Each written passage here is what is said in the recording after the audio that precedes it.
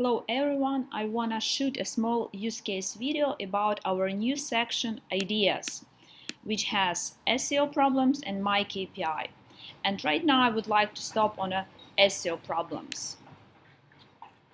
And here we see the list of different SEO problems where you can start your SEO improvements. So this is the list of most important, so the issues from crawl dataset and the SEO problems from Google Search Console dataset, from logs. Let's decompose one of these issues. Let's have a look at indexable pages without impressions. There is a huge amount of such pages. We click on it to look closer, and here we have different opportunities how to work with this big amount of URLs. So there are more than 344,000 URLs which are opened to indexation, and they don't get impressions over the given period of time. So what to do with such a big data? I would like to connect dataset from logs.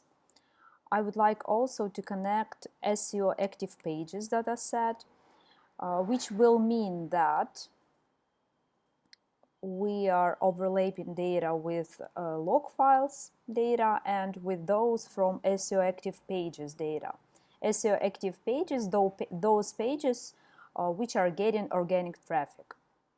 So we've got 32,000 pages which are getting bots visits because they are in bot logs dataset, and they are getting organic traffic because they are in SEO active pages dataset, which means that they are getting impressions also. It means that this is actually the peculiarities of Google Search Console. They don't transfer all the information.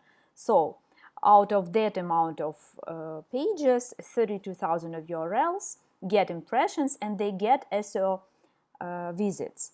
But right now we would like to know what to do with the rest of the pages which have problems.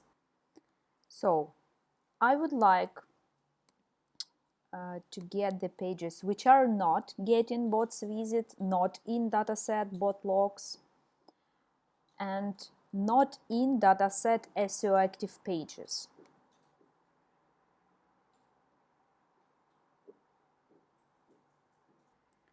So there are 235,000 URLs which are opened to indexation.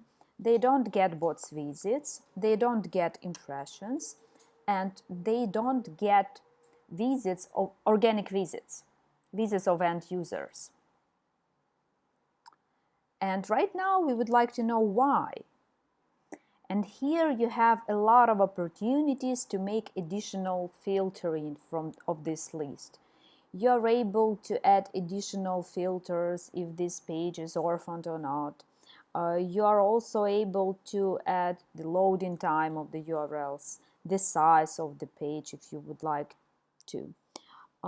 You are able to look at the internal links, the number of in-links on these pages. You also would like to know maybe the average size. And there are a lot of opportunities to make additional filtering and to try to find out the reasons why these pages are not visited by bots, are not getting impressions, and are not getting the organic traffic.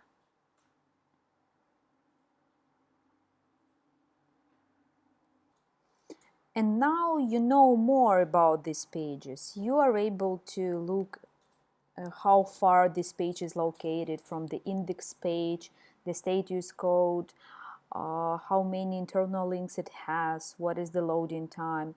You may sort this list by all these criteria, and here you are getting the list of orphan pages, and you are able to look closer at these URLs and to make the decision if they are valuable for the business, so get back them into the site structure and to improve the crawl ratio of them.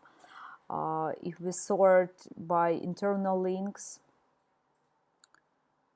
we see the most interlinked pages, and if we sort the other way, we will get those which even don't have even one internal link on the page, and you are able to work with it further.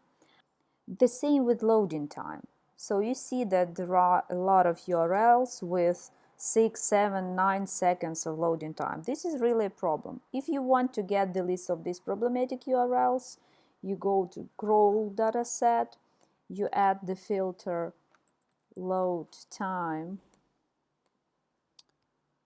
is greater than 1 second, then you push apply, and you get this list of problematic URLs by loading time. You just export it and give it to your developers for optimization. And you are able to do the same with each problematic criteria, to sort it and to export it and to give it for optimization.